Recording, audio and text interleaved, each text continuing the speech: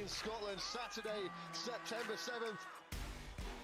Back to Glasgow, back to the Braehead Arena, and guess what? We're bringing the 50 grand prize fighter tournament back with us. Whoa! Oh my God! Whoa! Oh my goodness! What have we just seen? This is absolutely wild. Hello and welcome to the MMA Clinic in Bucks. I'm Matt Floyd. I'm sure you know who this guy is. It is Brad Wharton, and we are getting set for the draw for the second Cage Warriors prize fighter event. The first one was the Bantamweights. This one is going to be the bigger boys. It's going to be the welterweights. It's going to be part of Cage Warriors 176 in Glasgow on September the 7th. And there are a lot of prizes at stake as usual. There's a $50,000 prize for the winner, plus $10,000 as a bounty hunter bonus, the first fighter who hits his predicted finish. And the biggest cherry of all, the winner gets a Cage Warriors title shot. That is a massive, massive opportunity ahead for the winner of this prize fighter event. And these one-night tournaments, Brad, they're a real rarity these days, aren't they? And a throwback to the old days. It reminds you of the old Pride Grand Prix days. Absolutely. Look, you know, any MMA fan of a certain age, I hate to age myself like that. I look older than I we all love the tournaments, right? You love the unpredictability, you love the drama, you love the fact that going into that night, you don't know what's going to happen. You don't know who the finalists are going to be. You don't know how they're going to get there. So to be able to bring some of that back and also put a life-changing amount of money on the line for the winner, it's a fantastic thing. So great opportunity for these fighters, and it's great for the Cage Warriors fans watching too. It's a real physical and mental test, this, isn't it? You've got to have serious endurance because you might have to fight up to 7 rounds possibly if you win it. Yeah, absolutely. You know, with the overtimes, you could potentially be fighting for, you know, the most you've ever done in your life. You know, you see amateur martial arts tournaments, they may fight on consecutive days or a couple of matches in one day, but this is mixed martial arts, and we know the physical toll it takes and also the mental toll it takes as well. You know, speaking to some of the guys who've been entering these one-night tournaments, it's just as much about what's up here than it is about the physical tools as well. So it's a real gauntlet, but when there's 50 G's sitting waiting at the end of it, it takes the edge off, I think. And that title shot as well. Okay, so if you don't know exactly how it's all going to work, don't listen to us. We will let you listen to the Cage Warriors matchmaker, Ian Dean. He's going to explain all. $50,000, number one contender, the one-night four-man tournaments, they bring so much to the table. There's so much involved tactically. You're going to prepare maybe to fight twice in a night, or at least you're going to hope you're going to fight twice in a night. So there's different tactics. You've got your energy levels. There's going to be so much to think about.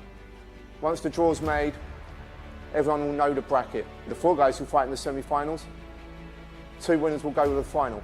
There'll be an alternate bout. The winner of that one will go into the final bracket if one of the fighters who are in the final are not medically cleared. Because let's face it, MMA, it's a tough sport. You don't know what's going to happen at the best of times. We've had 4-man tournaments before where we've had alternates in the final. You know, we've had an 8-man tournament in 2012 where a guy even lost, you know, and then came back through the bracket.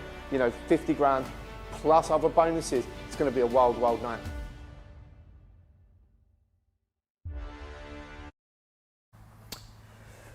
Right, so just to put a bit more meat on the bone for us, Brad, I mean, one important thing here is no elbows in the semis. Yeah, absolutely. You know, the last thing we want is someone putting on an incredible performance, getting a massive victory, and then of course they can't go through to the final round because they picked up a cut. So in the semi-finals, there will be no elbows allowed. Those bouts will also be 2 5-minute rounds. Now, if there's a draw at the end of that, we will go to an overtime. The final will be full unified rules, 3 5-minute rounds, elbows, and again, if there's a draw at the end of that, we will go to a sudden death round.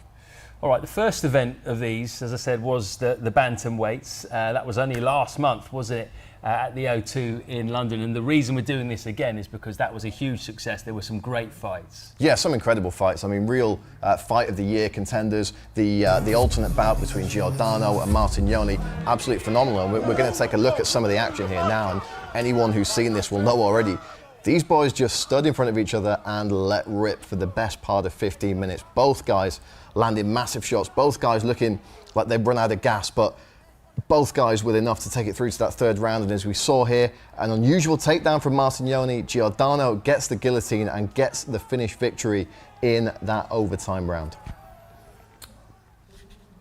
Next up, of course, we had the first semi-finalist, a rematch of two old enemies. Wesley Meyer, the veteran, taking on the young Shirzad Kadrian, the youngest guy in the bracket. These guys have fought before a few years ago. Meyer came out on points, the victor on that occasion. So the real question was, you know, were we going to see a different result this time? Has Wesley Meyer evolved enough, or was Kadrian evolved enough, or was Meyer still going to be the master in that student-master relationship? As we saw, Kadrian, after the overtime round, takes the points victory, and he becomes the first finalist in that Bantamweight tournament. Yeah. Next up, I mean, one of the craziest fights for me of the tournament, you know, two guys, a real clash of styles here. You've got Aiden Stephen, the grappler, probably the best jiu-jitsu in the bracket, going on against Alexander Luff, who's unquestionably the hardest hitter. And you can see the kind of damage that Luff's able to do with single shots here. Tried to finish his man at the end of that first round, didn't quite get it, but again, landing massive shots in the second round. And again, Luff eventually taking the points there. So we've got our first final. We've got Shirzad Kadrian, Alexander Luff. Again, another massive clash of styles. You've got the wrestler in Kadrian and the heavy, heavy hitter in Luff. We saw Luff land some nice shots early, but ultimately the wrestling of Shirzad Kadrian, able to dictate the pace, able to control the flow of the fight, able to use those positions to do enough damage. We saw him nearly pull off the Sula web stretch here, and you can see the grimace on Alexander Luff's face. I really thought he might have had it, but came out in the third round, did enough to take the points victory. 50 G's, baby, and that's all she wrote. Shirzad Kadrian will now face Liam Gittins at a later date for the Cage Warriors Bantamweight title. So those guys, obviously Bantamweights, it's going to be a different kettle of fish, isn't it, for this event? The welterweights, bigger guys, more chance of injury, perhaps more chance of a knockout. Yeah, bigger guys, stronger guys. You know, you would think they've got more stopping power. You know, are they going to have the kind of cardio to do those long distance fights that we saw the Bantamweights do? Of course, they've had plenty of time to prepare, so we're expecting them all to come in top physical shape. And yeah, I just can't wait. There's so much drama around this one. We've got such a great cast of characters. Can't wait to meet them all, and really can't wait to get this draw underway and find out who's fighting who. Oh, let's all meet them all, shall we? Let's introduce you to our 6 fighters then. We have O'Meal Brown, we have Burama Kamara, we have Sean Clancy Jr., Marco Kisic, Henry Lintula, and Jacob Sheffel from all different parts of the world. We've got an American, we've got an Englishman, we've got a Scotsman fighting at home, an Austrian, French fighter, and a Finnish fighter. This is truly a global affair. Why don't we talk first of all to O'Meal Brown, if we can. Hopefully, O'Meal, you can hear me. Now, you, of course, very familiar to the Cage Warriors fan base. You've fought for the belt before. You're now just 2 shots away, or 2 wins away from another shot at that belt. Do you see that as your opportunity for redemption? Yeah, definitely, man. The money's on the line as well, but I'm trying to think about the future, man, and the title shot. Getting the title shot's going to get me to where I need to go, man. So, you know, a nice little check and position I need to be in, man. Thanks very much. We will come back to you in a minute. I want to speak to Burama Kamara now, who is talking to us live from France. In fact, we'll get on to Burama in a moment, but just on O'Meal quickly. You know, he is a very experienced fighter. All of his fights have been in Cage Warriors. Does that give him a little bit of an advantage, a familiarity with his surroundings? Yeah, I definitely think having that sort of familiar territory, you know, he's going to be used to the procedures through fight week and used to the team, used to being in the hotel, you know, used to what a Cage Warriors show feels like. So you could say he's got the home field advantage there. The thing with O'Meal Brown, as we're seeing now, is that this guy hits like a ton of bricks. He's got that one-shot knockout power. He can put you to sleep. Now, in a tournament, when the game plan is obviously get in there, take as little damage as possible, and get back into that locker room as quickly as possible, if you can put someone out in 60 seconds with a big right hand or a big left uppercut, that's money in a tournament situation like this. He's got some good training partners as well at Renegade. Yeah, absolutely. You know, he trains under the likes of Tom Brees, and you know, there's so many fighters coming out of that real hotbed of mixed martial arts at the moment in the Midlands. You know, you'll have seen Leon Edwards, the former UFC champion, in O'Meal's corner before.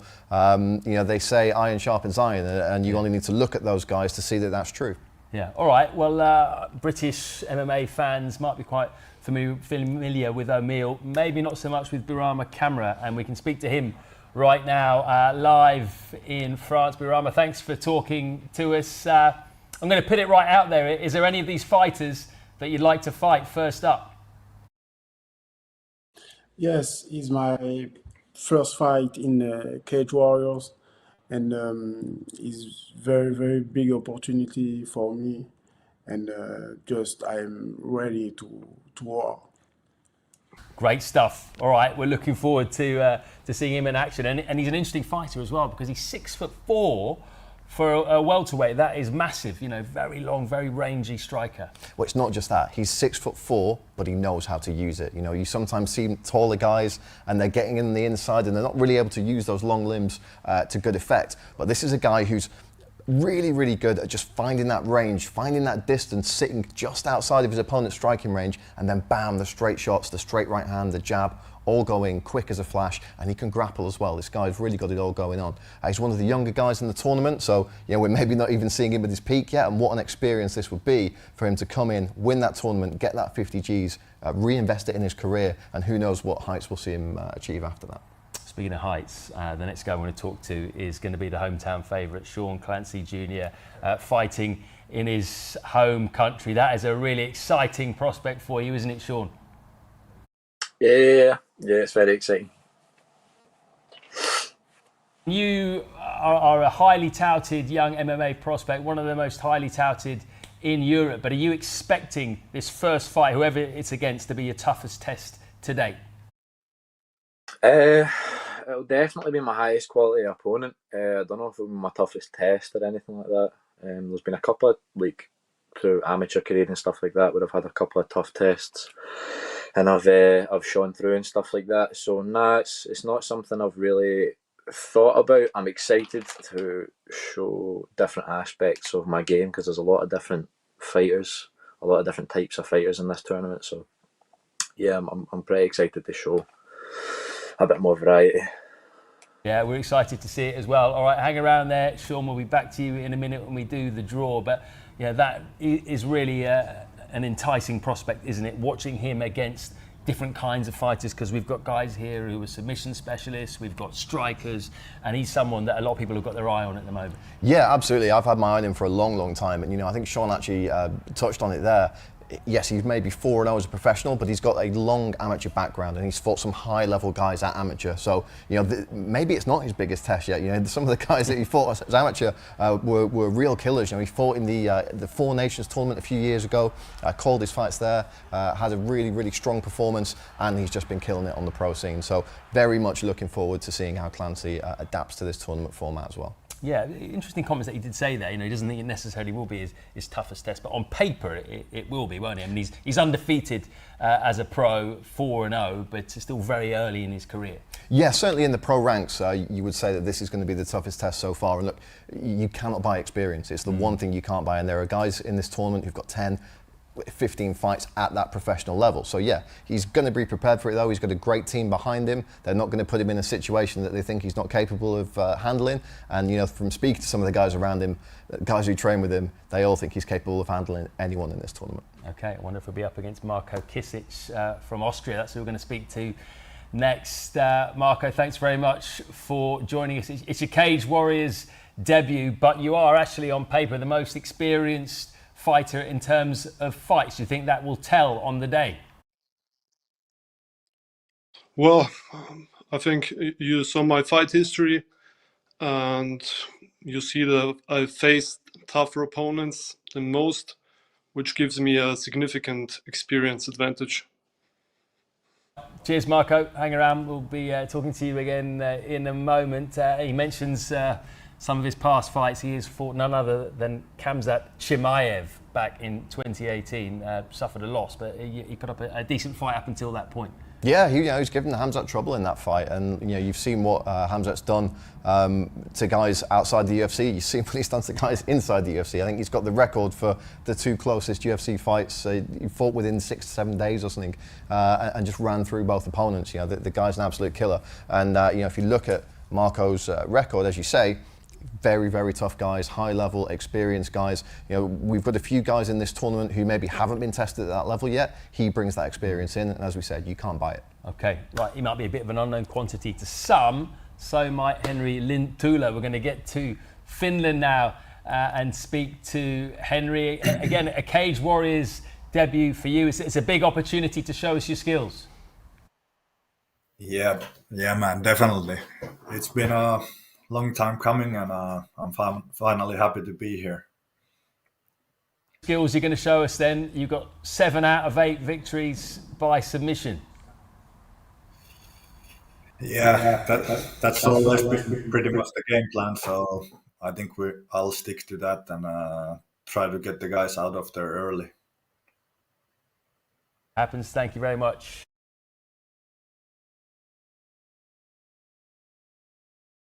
And he is a very slick submission artist. Yeah, this guy's an absolute nightmare. Another guy who's 6'4", but very, very different kind of fighter than Kamara, who we spoke to earlier. You know, a 6'4" grappler means you're getting triangled, you're getting arm triangled. Those arms and legs are going to be all over you looking for the submissions. Yeah. He doesn't mind playing from the bottom either. So, you know, we've got a couple of guys in this tournament who are good wrestlers. Are they going to want to take Henri down? That's the question.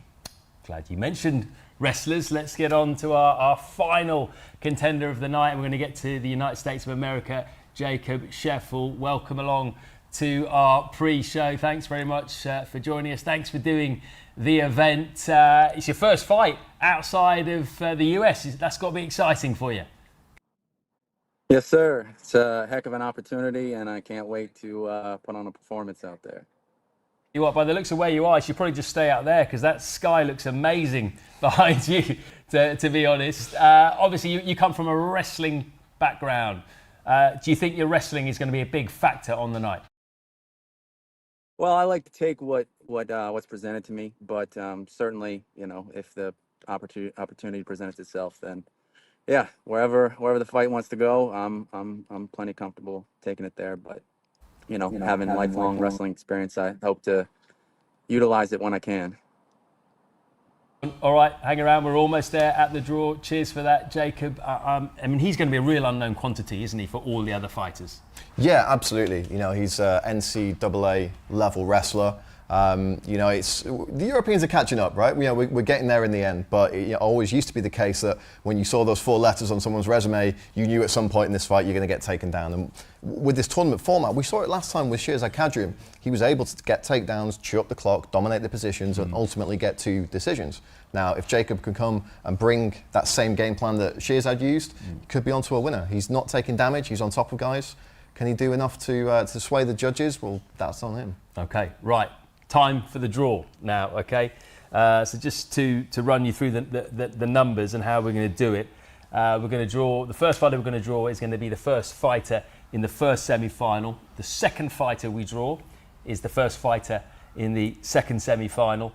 The third fighter we draw will be the second fighter in the first semi-final, so he'll fight in the first fight. The fourth fighter we draw will fight in the second semi-final, and then the fifth and sixth fighters will be the alternate fighters. They fight in the alternate fight. But just explain again why it can be important to be the fifth fighter drawn out, not the sixth fighter drawn out in that alternate bout. Well, obviously, all of these guys have to make weight before the tournament starts. So if anyone doesn't make weight for whatever reason, the first alternate drawn will be the man given that opportunity to step into the bracket. And that also goes for, say someone has an injury on fight week and we need a replacement fighter in. It'll be the alternate drawn first that steps up. Okay, great. Let's get into it then. Okay, we've got 6 balls. Who's going to do the draw? Matt, I'm going to ask you to do the draw as a Cage Warriors representative. Can't have my hands in this bag, so I'm going to let you take the balls. I'm impartial. Okay, so just to run you through the numbers. Number 1 is O'Meal Brown.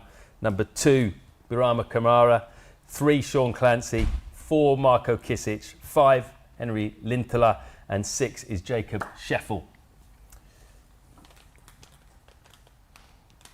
Okay. So, I've drawn number 1, which is O'Meal Brown. So O'Meal Brown is the first fighter. And he's going to fight. Sorry, he's not going to fight because this is the first fighter for the second semi-final. Oh, I've drawn number 2. There we go. Number 2. So Birama Kamara, he will be the first fighter in the second semi-final. Right, see if I can draw them out in order. Maybe 1, 2, 3, 4. This would be quite the thing. 5. So this fighter will fight O'Mill Brown in the first semi-final, and it's going to be Henry Lintula against O'Mill Brown. That is going to be a really interesting fight. That's our first semi-final, ladies and gents. Second semi-final is going to be Kamara against number 4. Number 4 is Marko Kisic. So our second semi-final is going to be Burama Kamara against Marko Kisic. So now we move on to our alternate fight. These guys can still make it through to either the semi-final if a fighter doesn't make weight or gets injured, or through to the final if they win the alternate bout as well. So number 3.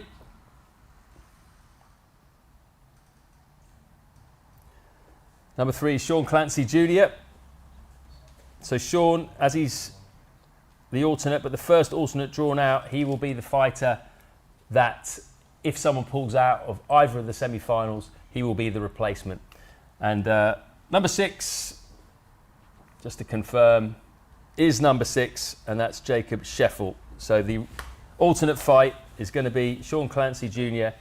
against Jacob Sheffel. We've got some very interesting fights there. Let's have a chat first of all with O'Mill Brown because he was the first fighter that was drawn out. O'Mill, what are your thoughts on that? Fighting a submission specialist. I've done it before. Obviously, I'm excited to be in the semi-finals straight, but I'm here to fight, man, so it don't really matter who. Have you seen him at all? You seen him fight online? Yeah, I've seen one of his fights, but obviously everybody in it really. But briefly, the fact that I know I'm fighting him next, I'm kind of looking into it and do I need to do, man. Okay, thank you, O'Mill. Appreciate that. Let's try and get some reaction now from Henry Lintula as well, and to see what he thinks about fighting O'Mill. If you are still there, Henry. Yeah, okay, cool. What are your thoughts then? You are fighting the guy who's most familiar to Cage Warriors fans. Yeah, I think he's going to be a tough fight. He's probably one of the toughest draws in the bracket, so fighting him right away, it's going to be a tough fight. It's also an opportunity for you, a big opportunity. If you beat O'Mill Brown, that's a big name on your list. Yeah, definitely. It's a huge opportunity, so gotta try to make most of it. Much, Henry. Appreciate you joining us today. Let's get some reaction now to that second semi-final, which is Burama Kamara against Marko Kisic. We're going to go to Mr. Kamara first, and I saw you, Burama, at the corner of my eye. You were quite happy with that when you got pulled out in the first semi-final, so the second semi-final. So the first thing is you get a shot to go to the final.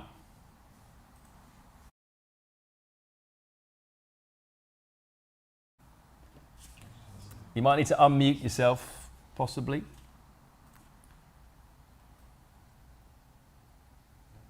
We'll try one more time. All right, what are your thoughts on fighting Marko Kisic?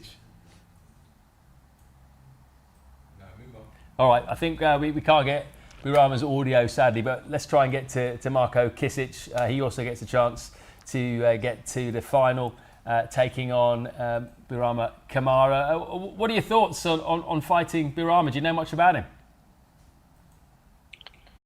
I'm very excited. I got the 4th pick.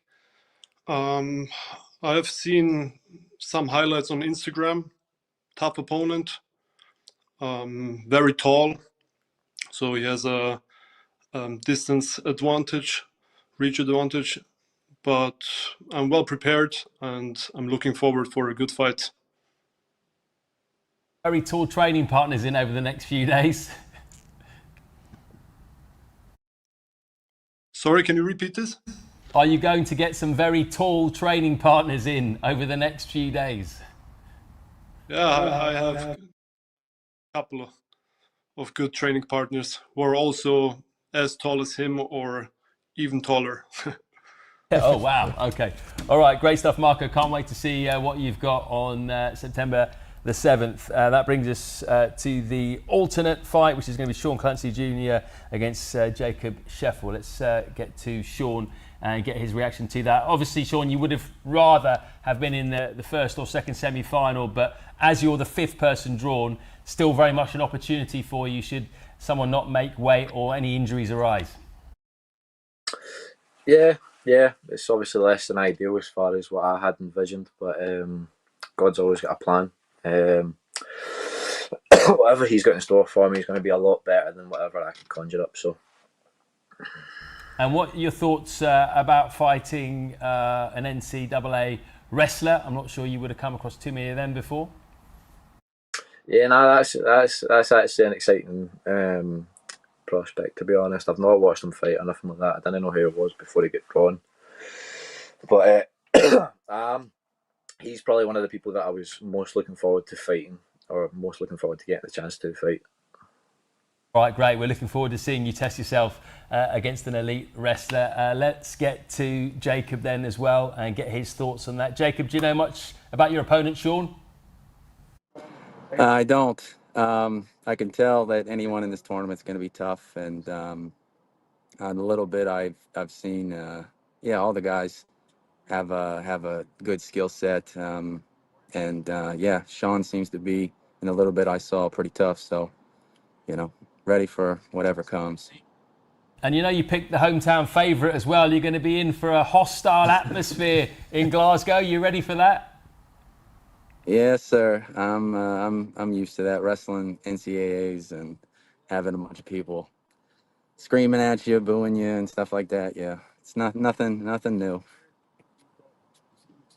Thank you very much, Jacob, and thank you to all of our fighters as well. Really appreciate them coming online. Thank you, guys. Thank you, O'Meal. Thank you, Burama. Thank you, Sean. Thank you, Marco. Thank you, Henry. Thank you, Jacob. We will see them all on September the 7th in Glasgow. Right, we've got some interesting fights, haven't we? We do, sir. Okay, yes, let's we do. reflect now. So first semi-final, O'Meal Brown against Henry Linteler. Second semi-final is Burama Kamara against Marco Kisic.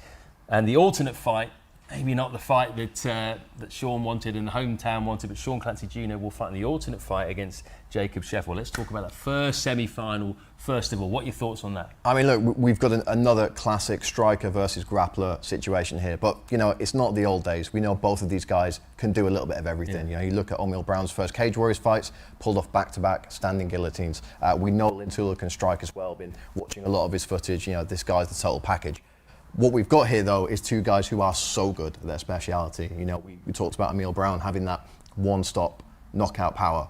We talked about Linteler being able to throw up those triangles and arm triangles from all angles. So we've got two elite guys here who are both going to be looking to go out and get this one over and done with. We're not talking about wrestlers who are going to want to grind the clock down and win the competition that way. These guys want to get back in the locker room straight away, and they've both got the tools to make it happen. Yeah, who's going to impose their will on the other? It's going to be really interesting. Okay, winner of that will fight, all being well, the winner of the second semi-final, which is going to be Burama Kamara against Marco Kisic. How do you see that fight going? Well, it's interesting. Marco touched upon it. He's going to have a big deficit when it comes down to height and reach. Yeah. But he's going to have to figure that out, right? He's going to have to find a way underneath those long, straight shots, around the kicks maybe. He's going to put his man on the cage, put his man on the mat. All of a sudden, that height advantage doesn't mean as much. Can he do that without one of those flashy right hands or really snapping jabs that Kamara's got hitting him? That's the question we're going to have to answer here. Again, another clash of styles here. I would say probably Kisic, one of the more rounded guys in the tournament, one of the most experienced guys in the tournament, against the youngest guy in the tournament. So again, is it going to be youth versus experience? We'll have to find out. And then, I'm actually really excited about this alternate fight, especially when you got Sean Clancy Jr.'s reaction there. First of all, it's important that you win that fight, because if you win that fight with guys of this size, someone could easily get an injury and not be past medically fit for the final. So if you win that, you just replace the person who can't make the final. So it's still a big fight against Jacob Sheffel, who's probably the biggest wild card of them all. And you know, Sean said it there, he wants to test his wrestling, he wants to test his takedown defense. Absolutely, and it's probably worth saying as well, Matt, you know, we've had tournaments in the past where the alternate has gone on to compete in the final. You know, what we have to remember is that these guys can get injured, they have to go through a full medical for safety reasons after their semi-final fight. So if one of them is deemed not fit to compete, all of a sudden you've got that huge opportunity.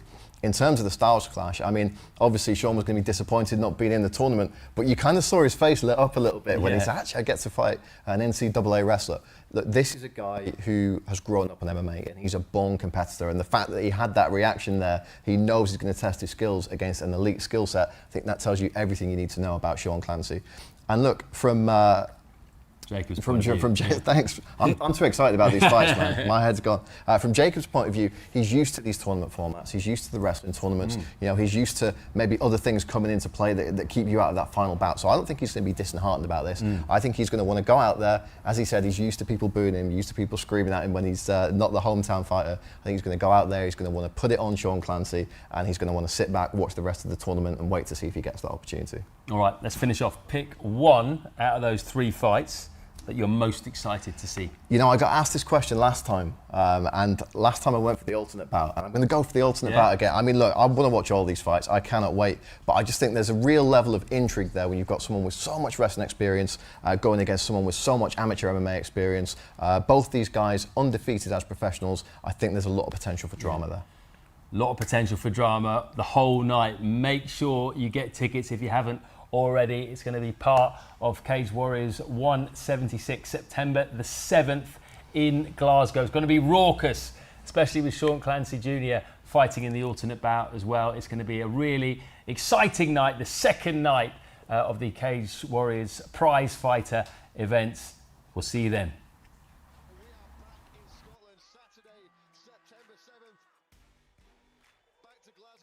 Back to the Brayhead Arena, and guess what? We're bringing the 50 grand prize fighter tournament back with us. Whoa! Oh my God! Whoa! Oh my goodness! What have we just seen? This is absolutely